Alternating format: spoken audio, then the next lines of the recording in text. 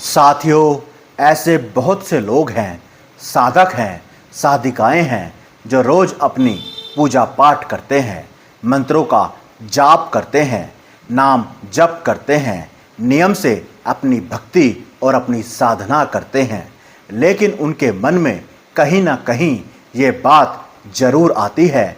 वो ये जरूर सोचते हैं, मैं इतने दिनों से अपनी भक्ति कर रहा हूँ, अपनी साधना कर रहा हूँ, क्या मेरी भक्ति या मेरी साधना मेरे इष्ट तक पहुंच रही है या नहीं?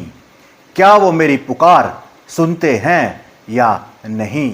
क्या मेरे ऊपर उनकी कृपा हो रही है या नहीं?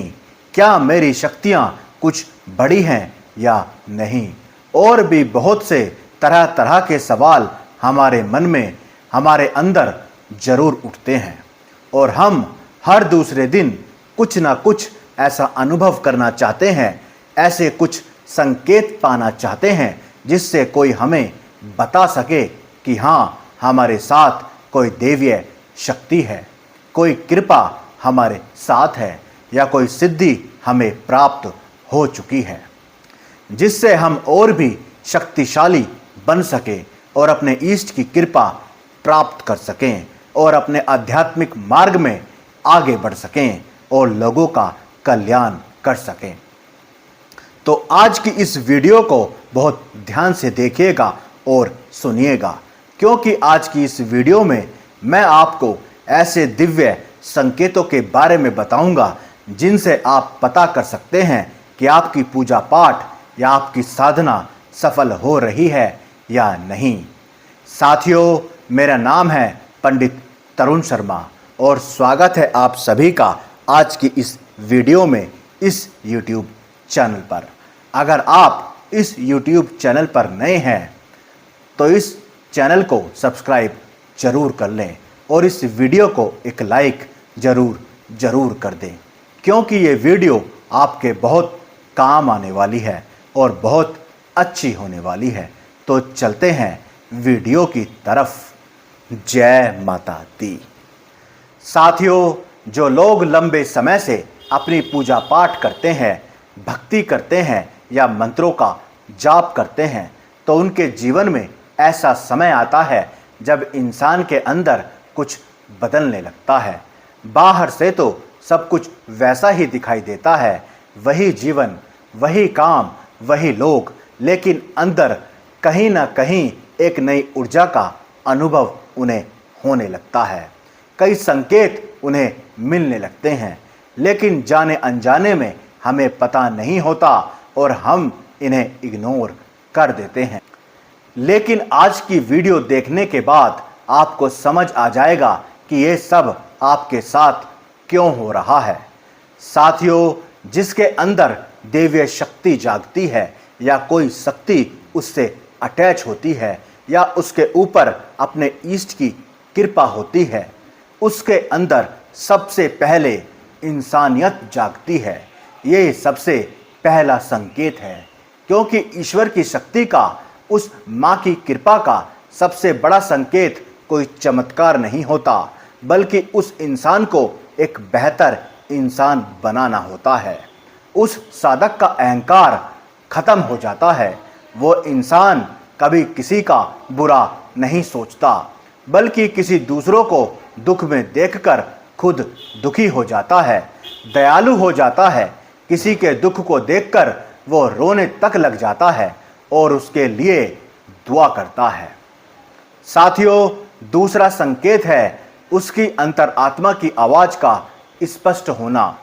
साथियों, जब कोई सच्चे मन से अपने इष्ट की पूजा करता है, साधना करता है, नियम से उन्हें पूजता है, तो साधक का मन शुद्ध हो जाता है और उस व्यक्ति का विवेक मजबूत होने लगता है। उसे सही और गलत का निर्णय पहले से अधिक स्पष्ट दिखाई देने लगता है। वह हर निर्णय केवल लालच या डर से नहीं लेता, बल्कि भीतर की समझ से लेता है। बहुत से साधकों को ध्यान और जप के दौरान शरीर में होने वाले अलग अलग अनुभव होते हैं, जैसे उनका शरीर हल्का हो जाता है, ध्यान में गहराई आने लगती है, उनका मन एकाग्र होने लगता है उन्हें अचानक शांति महसूस होने लगती है। वो घंटों घंटों आसन पर बैठ पाते हैं, लेकिन पूजा के बाद उन्हें कभी थकान महसूस नहीं होती और ज़्यादा पूजा करने का उनका मन करता है। अगर ये सब आपके साथ हो रहा है तो आप बिल्कुल सही मार्ग पर हो और आपके ऊपर अपने इष्ट की कृपा है। तीसरा संकेत है, जब भी आप पूजा करने के लिए बैठते हो तो आपकी रीढ़ की हड्डी का सीधा हो जाना, और यह आपके साथ बार बार होता है। आपकी रीढ़ की हड्डी बार बार सीधी होती है, बार बार आपकी बाहों के बीच में किसी खिंचाव का होना। जैसे ही आप अपनी आंखें बंद करते हो वैसे ही एक खिंचाव आपकी बाहों के बीच में होने लग जाता है। साथियों, इसका सीधा सा मतलब है अब दैवीय शक्ति आपके साथ कनेक्ट कर रही हैं और अब आपको अपने जप और ध्यान को और बढ़ा देना चाहिए। अपने मंत्रों के जप को, अपनी साधना को आपको और अच्छे तरीके से सच्चे भाव से करना चाहिए और अपने इष्ट से अरदास लगानी चाहिए।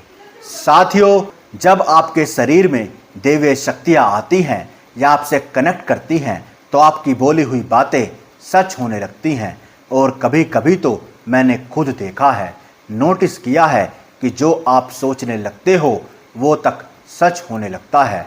आपको भविष्य में होने वाली घटनाएं पहले ही दिख जाती हैं सपनों के माध्यम से, और ऐसा मेरे साथ कई बार हुआ है।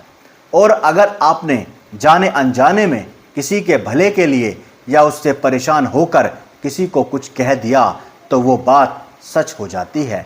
ये एकदम सच्चाई है, इसमें कोई झूठ नहीं है।